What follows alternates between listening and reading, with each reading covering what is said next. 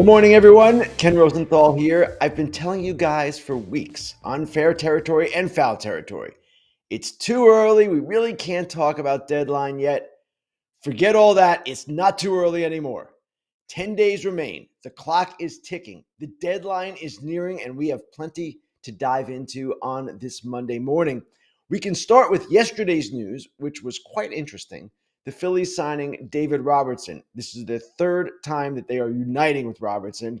They signed him as a free agent one year. That was 2019, I believe, and then they didn't have to do anything. He had Tommy John surgery. He barely pitched for them. Then they reacquired him from the Cubs in 22 for Ben Brown, who is now a pretty good pitcher for the Cubs, kind of a developing pitcher. And now the signing yesterday, 1 year, $16 million contract, but it's prorated. So he'll get about $5.5 million. And what was really interesting about the terms were that here's a guy, yes, he's making $5.5 million, but it's costing the Phillies, because they're over the highest luxury tax threshold, a total of about $12 million. That includes the 110% tax.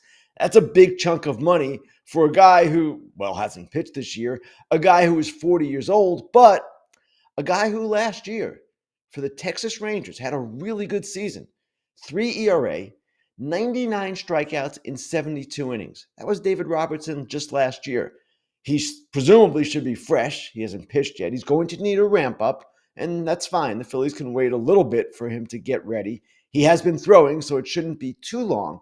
And what this deal shows clearly already is the need for bullpen help among contenders and the desperate need for bullpen help among contenders. It's a lot of money to pay David Robertson. Admittedly, he has a great track record, but with the trade market being what it is, so muddled, even right now with 10 days to go, I'm sure the Phillies thought, you know what? We might not be able to get Emmanuel Clase. We might not be able to get Joan Duran, Griffin Jacks. We might not be able to get Mason Miller, the reliever that we want. Now, they're going to still be active. They're going to look for more. But this at least gives them a buffer to go to the next level with their bullpen as they await the return for Jose Alvarado, who, of course, is not eligible for the postseason. He's completing that 80-game PED suspension. So Robertson is in the fold for the Phillies. That's one move for them. It will not be the last one. Now, as we approach the deadline, and again, I said it's 10 days away now, I've been hearing from executives really for months now, this could be a disappointing deadline, that ultimately Rafael Devers might be the biggest name traded. And when I hear such talk, I always think, it always is good. It always turns out okay. I'm not so sure this time. Now, don't shoot the messenger. What I'm saying might not even turn out to be true. But it just seems to me, with so many teams still in the mix, so many teams undecided about their direction, and still might be undecided in 10 days about their direction, we're going to see, obviously, it be a seller's market, but also a market in which some teams are reluctant to move. And I'm thinking about the teams in the AL Central, the Guardians, the Twins, the Royals. They're not really in it, but they're close enough to think they're in it.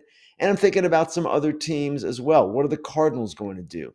These are questions that will frame the deadline, of course. The Diamondbacks are another team, and I'll get into them in the inside dish. But I'm just not sure we're going to see the quality of player traded that we've seen in the past. For instance, best starting pitcher available. Who do you think it is? I would say right now it's Zach Gallen. But Zach Gallen has a 5.40 ERA. He is not Max Scherzer in 2021, Zach Greinke in 2019, Yu Darvish in 2017. Those were monster pitchers traded, future Hall of Famers in 2 of the 3 cases at least. Huge moves at the deadline, landscape-changing moves. I don't know that Zach Gallen at this point moves the needle that much, not when he has been so inconsistent this year. You have some other starting pitchers who are available, Mitch Keller and Andrew Heaney in Pittsburgh, the Oakland pitchers, Severino, Springs, and Sears, Adrian Hauser in Chicago with the White Sox, and there should be some other names that pop up as well. But it is not a terribly sexy group, let's face it. Best hitter available? Well, there's one guy who jumps out. The guy who was on a 57-homer pace, Eugenio Suarez, potential free agent. My goodness, 2 more home runs yesterday. He is on fire. As a potential free agent, maybe he's comparable to what J.D. Martinez was in 2017 when he went from the Tigers to the Diamondbacks. Maybe he can have that kind of impact. But behind them, the bats aren't that great either. And we're not looking at a Juan Soto situation by any stretch of the imagination, where a guy of Soto's caliber is available for 2.5 pennant races. I'm sorry, 3 pennant races, 2.5 years, the way Soto was in 2022. So I'm sort of questioning where this deadline is going to go. Now, I wrote about Mason Miller today in my notes column, and he would be an interesting name for sure. 4 years of control remaining beyond this season.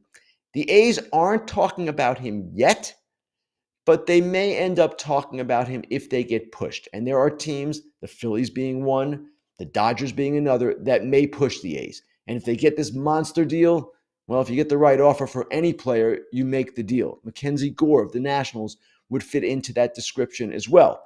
The Nationals interim GM, Mike DeBartolo, said this weekend, I don't want to trade any of my young guys. No, he doesn't want to, but if some team comes at him with some huge offer, then he might. So we'll see how this all plays out, and I'm not trying to be Debbie Downer here. Don't get me wrong. There'll be action. I just don't know that the quality of player traded is going to be what we've seen in the past. And while saying that, I leave open the possibility, as you always have to do, that something will happen that we just cannot foresee.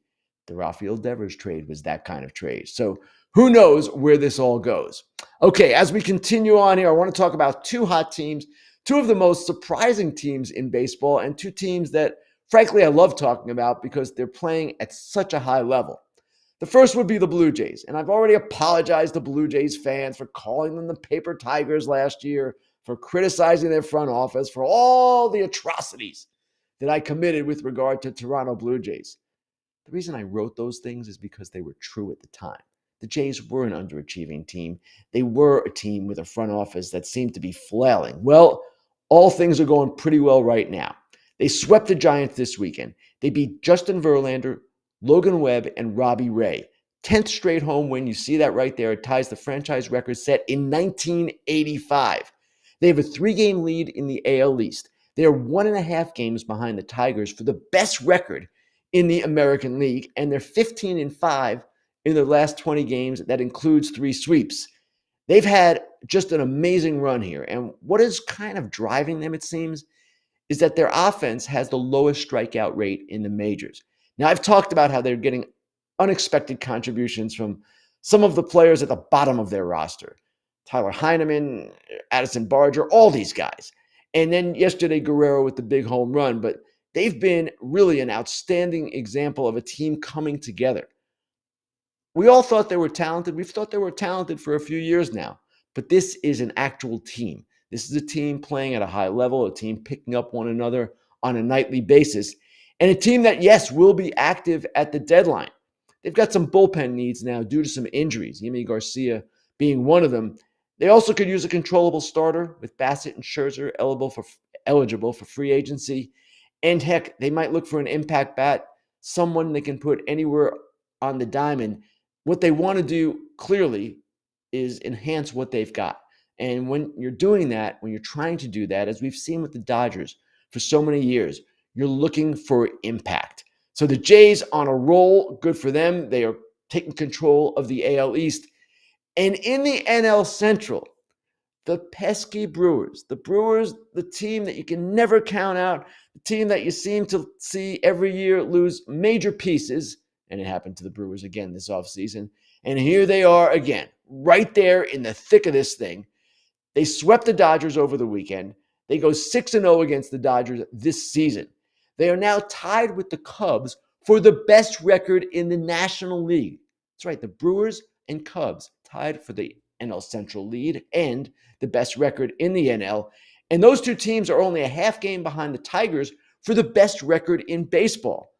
Now, Pat Murphy, their manager, has had some great quotes all along, and we're going to refer to a couple of them here that he said after yesterday's game. Murphy seems to revel in the Brewers' underdog spirit, and here he is yesterday on this team.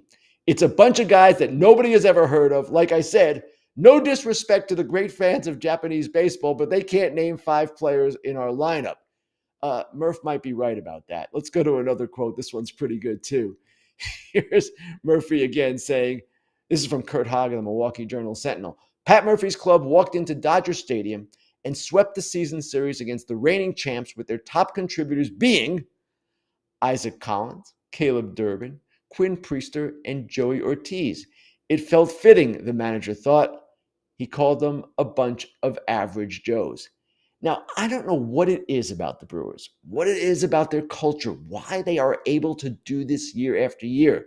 Remember, Devin Williams traded, Willy Adames lost to free agency. They do nothing, virtually nothing in the offseason. They ultimately signed Quintana late.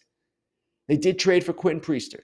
But man, they come up with these players. These players fit into their roster so well. They make contributions so mightily, it seems.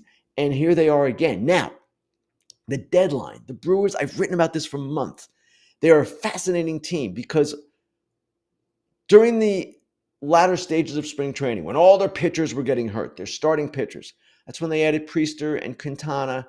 And ultimately, now that those pitchers have come back or are coming back, they are the one team with seemingly a surplus of starting pitching. They can do some things with that pitching. And because they swept the Dodgers, go 6-0 against the Dodgers, and because their owner, Mark Attanasio, lives in LA and I'm sure was loving every minute of this, I am intrigued to see how he reacts here. Whether he, as an owner, says, you know what, let's spend some money, let's go for it, let's do some things. That's not the Brewers' way. We all know that. That's kind of why they're the Brewers. But I would imagine Attanasio is rather excited by what he's seeing. So there it is. David Robertson, the deadline, the Blue Jays, the Brewers. Stay with us. We've got the Inside Dish coming up. You know about the best place to buy, sell, trade, or look for that special card in your world. It's called Arena Club, and Eric Kratz just went through a little slab pack experience, and you went big. You went for the Ruby pack. I love it. I love clicking on the Ruby pack and knowing that I'm going to open something that is going to be epic. I got a Cal Ripken Jr. autographed 1 of 42. I'm keeping it right now, but I would love to have it in my hand, so I might even have them send it to me. Already graded, everything taken care of for me. That's right. You want to hang it up and stare at it all day, go for it. But if you're in there to get something else or to sell it away, you can do that. They've got the buyback program, or you can put it on the marketplace yourself. Tons of options. This is where the best cards live. It's arenaclub.com/foul and use the code FOUL for 20% off your first slab pack, or if you'd like to purchase a card, 20% off your first card purchase. Again, arenaclub.com/FOUL. Use code FOUL.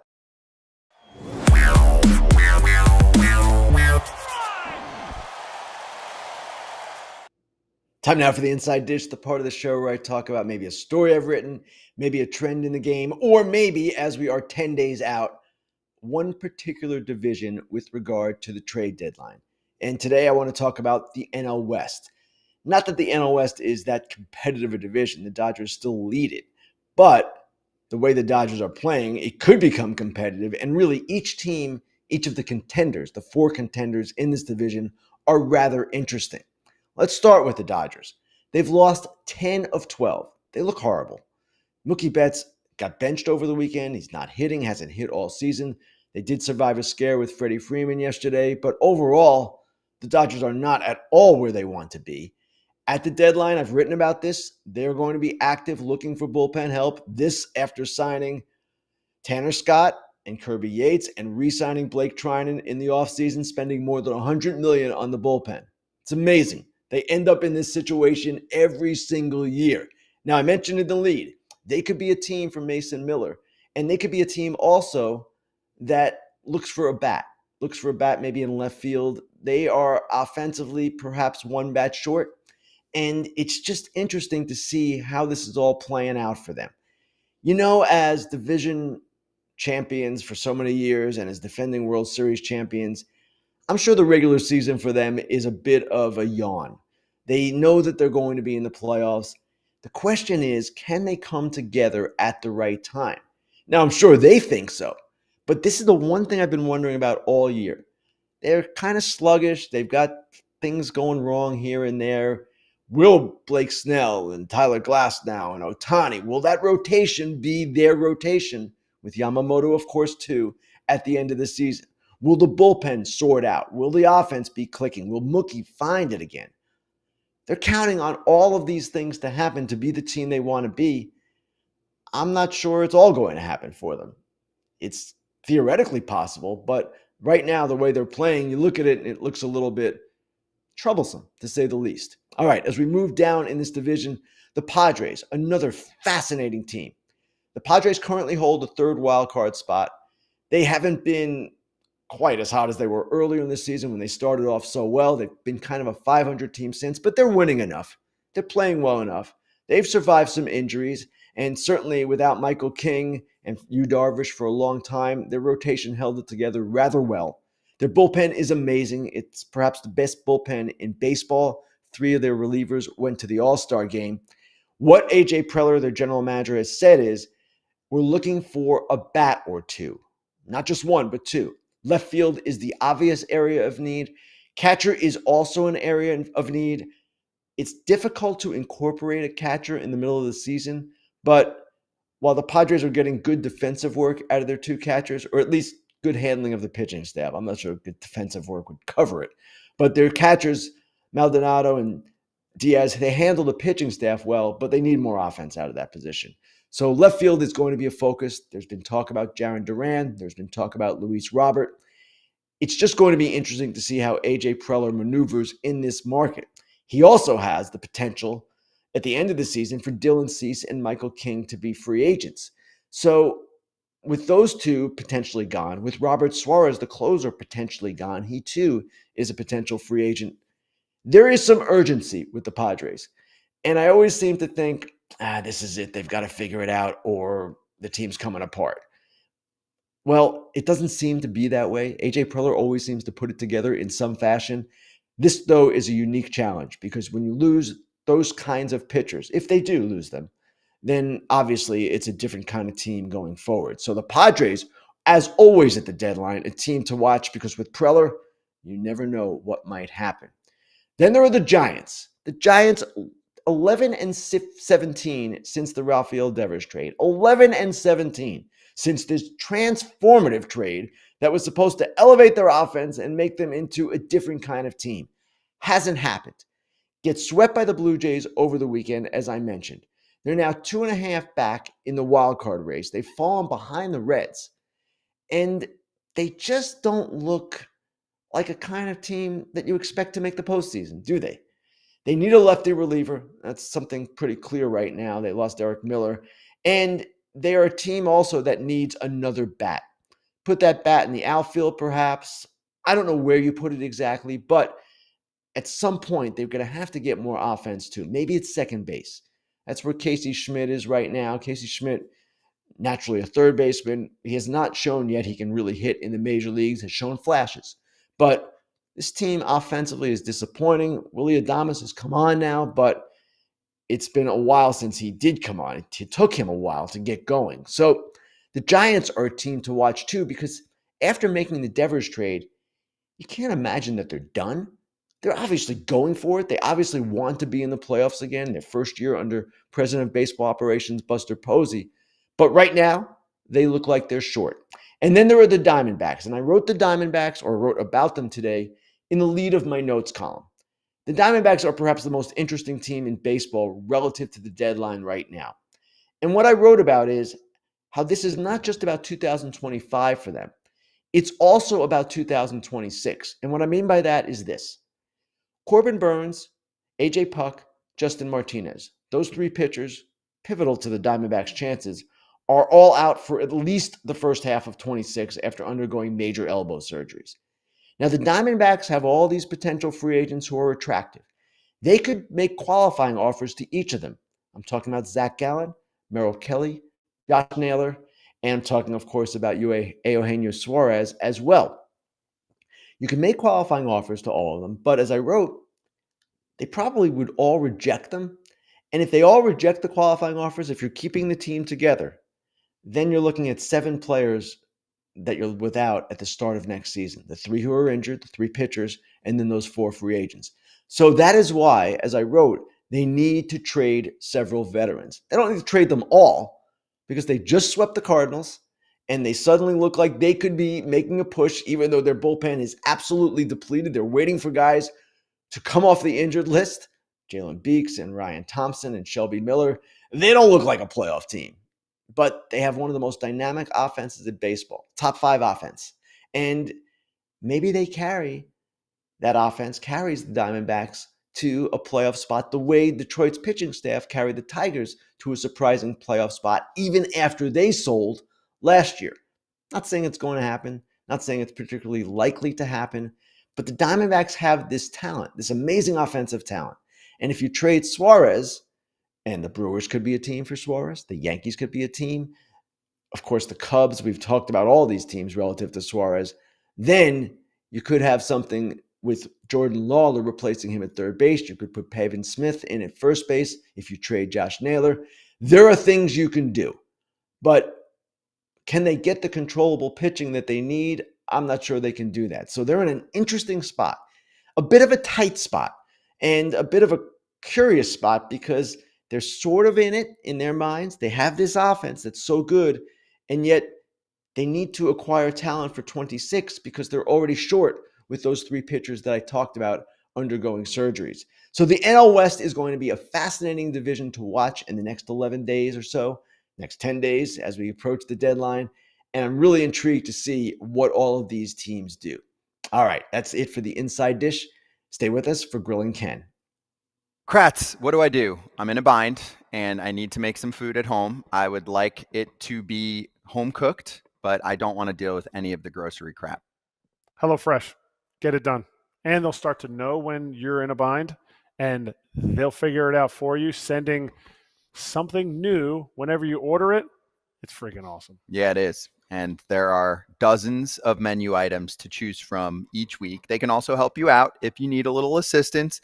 They can kind of cater to what your needs are or what your preferences are. They'll do a little Q&A session for you, and then you can be the star at home. Kratz is a superstar dad at home for his HelloFresh expertise. And if you want to get involved, then you can make sure that your summer is more enjoyable and delicious at HelloFresh.com/FT10FM. Get 10 free meals with a free item for life when you do that. HelloFresh.com/FT10FM. 1 per box with an active subscription. Free meals are applied as a discount on the first box. New subscribers only. Varies by plan.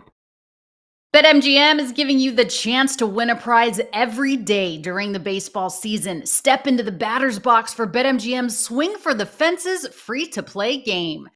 Visit the BetMGM app to access the game, and you'll score a prize if you hit a single, double, triple, or home run. Strikeout? No problem. Try again tomorrow. Gambling problem or concern? There is help. Call 1-800-GAMBLER.